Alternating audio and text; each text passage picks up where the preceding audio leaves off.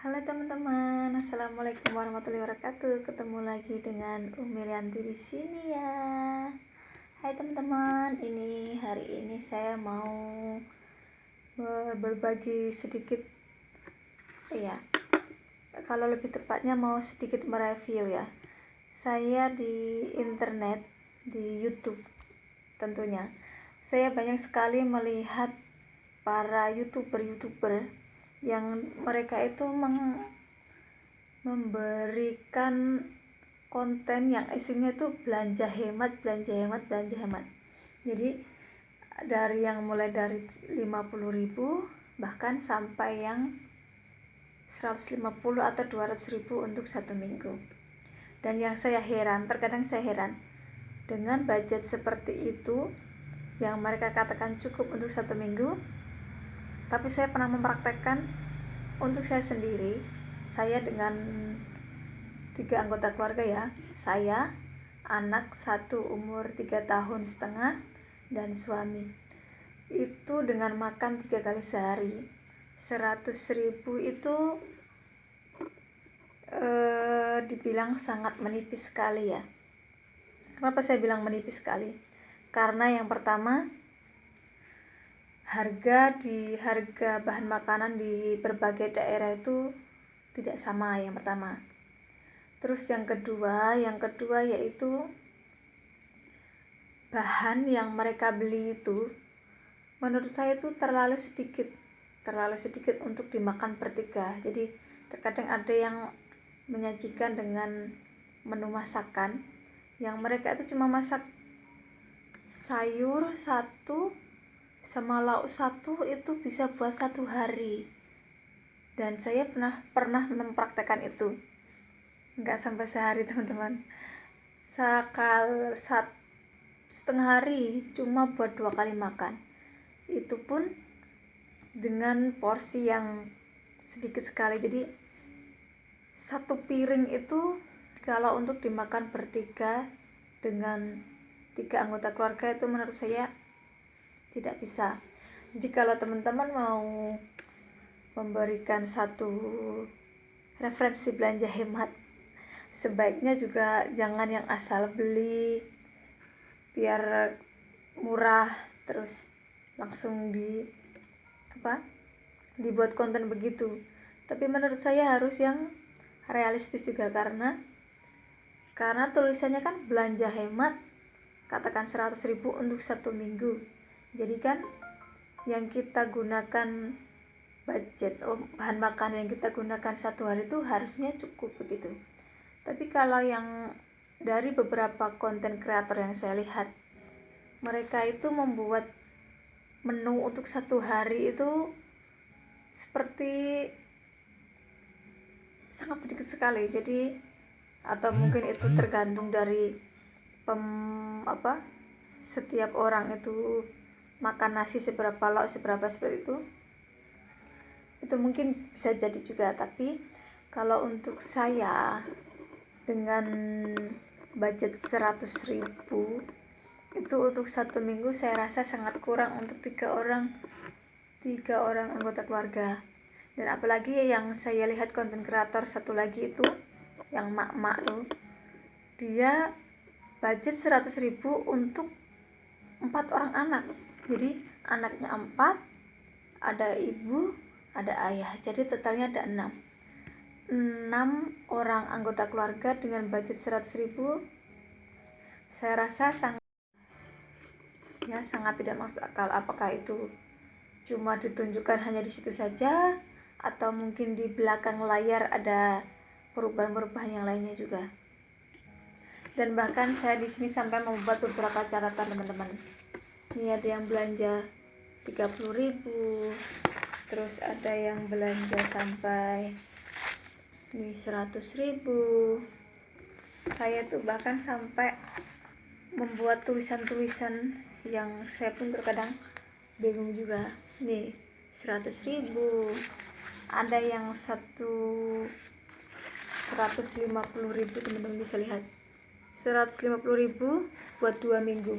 Dan ini pun saya lihat sendiri dari para konten kreator itu 150.000 buat 2 minggu, dan itu untuk 4 orang keluarga.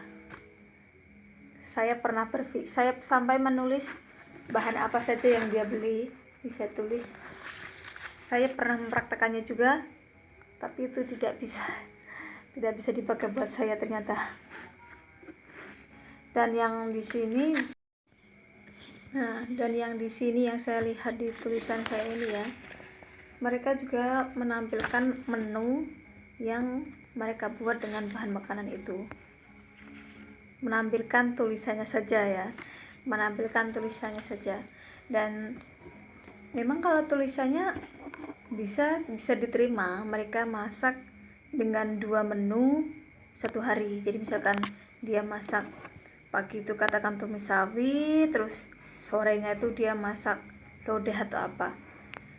Dan menurut saya itu memang bisa dibilang logis, bisa, cuma porsi makan setiap orang itu yang berbeda. Jadi teman-teman harus pandai-pandai memilah atau pandai-pandai mereferensikan. Jadi mereferensikan apa yang kita lihat itu apakah bisa masuk untuk dalam kita ya, dalam belanja kita. Oke ya, itu satu hal yang biasa dilihat oleh ibu-ibu konten kreator ya. Tapi kalau menurut saya ya teman-teman ya, kalau teman-teman mau belanja yang lebih efisien, saya tidak bilang hemat, efisien di sini sangat efektif. Jadi bahan yang kita beli itu cukup untuk menu masakan yang sudah kita rencanakan untuk 1 minggu ke depan. Jadi yang teman-teman perlu lakukan yang pertama yaitu teman-teman harus membuat dulu menu untuk 1 minggu. Jadi teman-teman dalam 1 minggu itu mau masak apa. Jadi nanti kan kalau sudah ditulis dari Senin mau lodeh, terus mau tumis atau sop dan sebagainya. Jadi yang kedua teman-teman bisa langsung mencari bahannya, buat daftar bahan. Jadi daftar bahan baku ya, bahan sayurannya. Nah, dan dengan begitu jadi uang yang tadi katakan 100.000 atau 150.000 itu untuk seminggu itu lebih efektif atau lebih mudah dibelanjakan ya. Nah, terus yang ketiga ini teman-teman, kalau teman-teman mau menghemat bahan dapur seperti bawang merah, bawang putih, cabai atau gas salah satunya, itu teman-teman sebaiknya masak 1 hari itu 1 kali. Jadi teman-teman masak 1 kali pagi atau siang itu terserah, tapi dengan porsi yang cukup untuk 1 hari. Jadi teman-teman nggak harus sedikit, nggak harus masak 2 kali. Jadi teman-teman bisa menghemat nggak cuma bahan dapur, tapi teman-teman juga menghemat tenaga dan waktu. Karena gas itu kalau kita hidupkan ceklek begitu, dia mengeluarkan gas yang agak banyak. Nah, nanti baru kalau dia sudah hidup agak sekitar 3 menit 5 menit dia baru stabil. Nah, semakin kita sering hidupkan, semakin banyak gas yang dia keluarkan. Nah, dan bumbu dapurnya juga begitu. Semakin sering kita masak, akan semakin banyak bahan yang kita gunakan kembali. Ya, teman-teman bisa paham ya. Jadi masak itu sebaiknya 1 hari 1 kali. Oke, terus sama teman-teman kalau mau menghemat gas ya, gas termasuk kalau misalkan teman-teman pakai gas Milan itu, saya dengan 3 orang keluarga tadi ya, 3 anggota keluarga, 1 bulan itu habis 2 2 tabung. Jadi 1 tabung itu bisa buat 2 minggu. Tapi dengan catatan ya, saya masak nasi pakai kompor. Nah, masak nasi pakai kompor, jadi saya nggak pakai magicom atau rice cooker. Terus yang kedua, saya minum air putih. Saya menggunakan galon terserah, mau galon isi ulang atau yang baru terserah. Terus saya masak sehari cuma 1 kali. Nah, jadi di gas itu saya pakai buat masak nasi, buat air panas buat teh. Itu misalkan buat teh paling cuma sedikit itu ya, 1 panci sedikit. Nah, jadi saya rebus air untuk minum teh atau buat kopi pakai 1 panci sedikit, jadi cukup untuk minum saja. Tapi kalau teman-teman biasanya sehari minum teh bisa sampai 3 kali, jadi teman-teman bisa masak air sedikit lebih banyak untuk dimasukkan ke dalam termos. Jadi nanti kalau teman-teman mau buat air panas, mau buat minum kopi atau teh, tinggal tuang saja, nggak perlu menghidupkan kompor lagi ya. Itu untuk menghemat gas.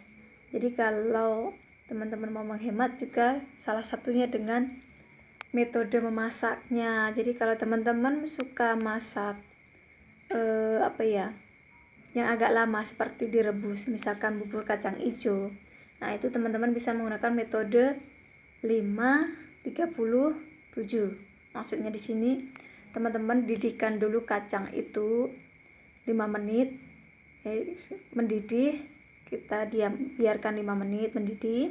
Setelah itu kita matikan kompor, tutup itu panci, diamkan selama 30 menit.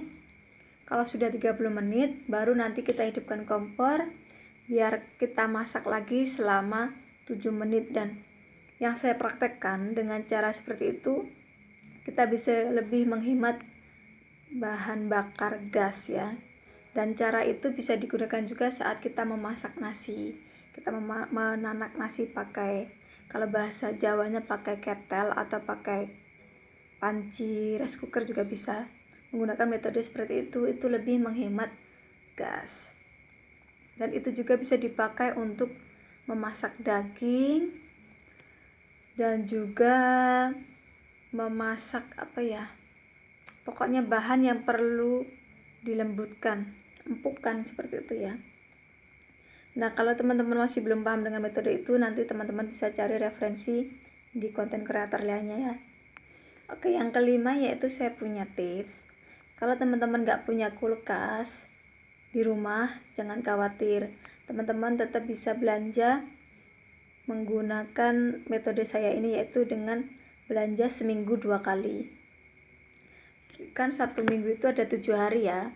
7 hari kita ambil hari Senin dengan hari Kamis. Jadi hari Senin itu kita belanja yang pertama, kalau teman-teman mau menggunakan protein hewani, jadi yang dimasak saat hari itu juga yaitu yang protein hewani. Terus teman-teman juga kalau mau beli yang sayuran yang ada daun, yang berbentuk daun, itu daun juga dimasak secepat mungkin. Jadi misalkan teman-teman beli daunnya 2 buah, maksudnya 2 jenis, jadi hari ini daun, besok daun, dan hari ketiga itu sebaiknya jangan daun, sebaiknya berbentuk buah seperti labu atau terong atau kentang dan lainnya. Jadi karena yang berbentuk daun, sayuran berbentuk daun itu dia akan cepat layu setelah 1 hari. Tapi kalau yang berbentuk buah, dia akan boleh tahan sampai 4 hari, bahkan sampai 5 hari atau bahkan seminggu. Nah, itu bisa digunakan kalau buat teman-teman yang tidak punya kulkas. Jadi nanti hari Kamis teman-teman bisa belanja lagi untuk 3 hari ke depan. Tapi kalau teman-teman mau beli tempe, sebaiknya beli tempe sekarang, langsung dimasak sekarang ya. Kalau kebanyakan sekarang tempe plastik. Kalau tempe daun dia masih bertahan untuk besok, tapi kalau tempe plastik sekarang sudah tidak bisa tahan. Kecuali kalau teman-teman mau dibuat busuk untuk masak tempe busuk seperti itu, nggak apa-apa, nggak ada masalah. Oke, itu teman-teman. beberapa tips dari saya yang teman-teman bisa gunakan untuk efisiensikan budget teman-teman untuk berbelanja untuk 1 minggu ke depan. Jadi kita menggunakan uang ini bukan untuk, kalau untuk konten kreator ya, bukan untuk istilahnya siapa yang paling hemat, siapa paling ngirit, enggak. Tapi kita sebagai ibu yang kita punya anak yang juga sedang dalam masa pertumbuhan, jadi teman-teman harus mempertimbangkan juga gizi dan apa saja yang diperlukan untuk anak kita. Oke, sekian dari saya teman-teman. Ada salah dan silapnya saya mohon maaf yang sebesar-besarnya. Yang baik diambil, yang buruk dibuang jauh-jauh. Kalau teman-teman punya kritik dan saran silahkan tulis di kolom komentar. Buat teman-teman yang belum subscribe silahkan subscribe, ya, like, komen, share, dan tekan loncengnya. Semoga ini bisa bermanfaat untuk teman-teman. Sekian dari saya. Assalamualaikum warahmatullahi wabarakatuh. See you next time.